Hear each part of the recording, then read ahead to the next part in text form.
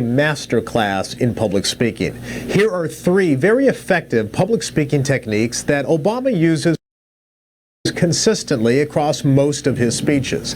The first is what I call transcendence. Barack Obama can actually take us to another place. He can paint a picture in your mind's eye by using very concrete and vivid language.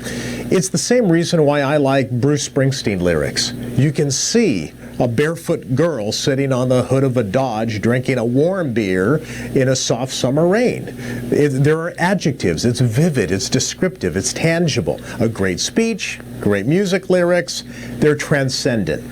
On November 7th, 2012, Barack Obama gave really an outstanding victory speech. Listen to how he praises his supporters and his campaign staff.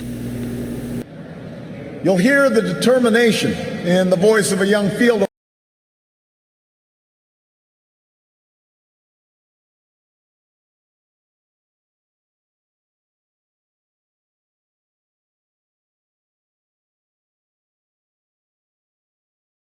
organizer who's working his way through college and wants to make sure every child has that same opportunity.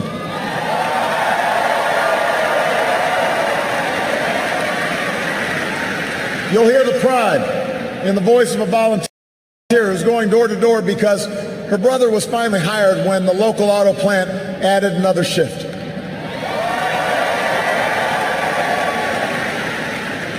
You'll hear the deep patriotism in the voice of a military spouse who's working the phones late at night to make sure that no one who fights for this country ever has to fight for a job or a roof over their head when they come home.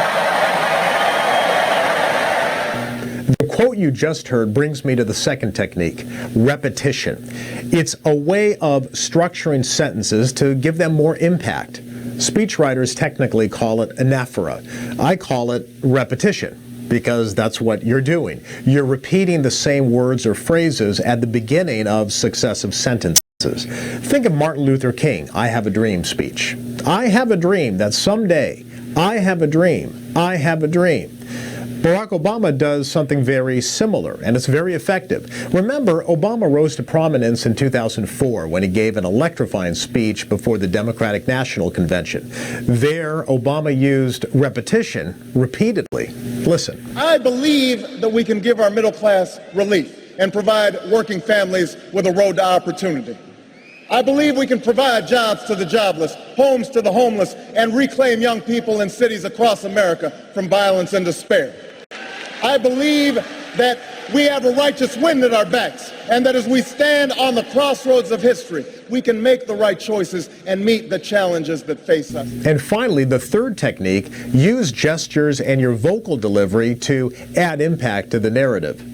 Let's go back to November 7th, 2012, the victory speech. Watch Obama's gestures as he delivers his speech. What makes America exceptional are the bonds that hold together the most diverse, the bonds that hold together the most diverse nation on earth. It's very impactful. He's constantly using his gestures to emphasize different sentences or different words.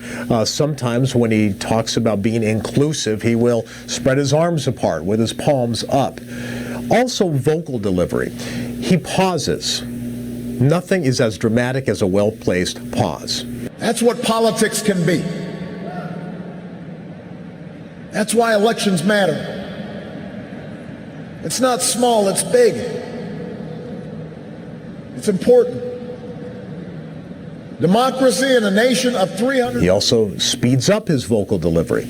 At the end of this speech, listen to how his faster-paced vocal delivery, as well as raising his volume, actually adds impact to the words. The idea that if you're willing to work hard, it doesn't matter who you are, or where you come from, or what you look like, or where you love. It doesn't matter whether you're black or white, or Hispanic, or Asian, or Native American, or young or old, or rich or poor, able, disabled, gay or straight. You can make it here in America if you're willing to try. So there you can hear how President Obama's vocal delivery and pacing adds impact to the words. People want somebody to believe in. As a leader, make them believe in you, using your words, gestures, and vocal delivery to drive your message home.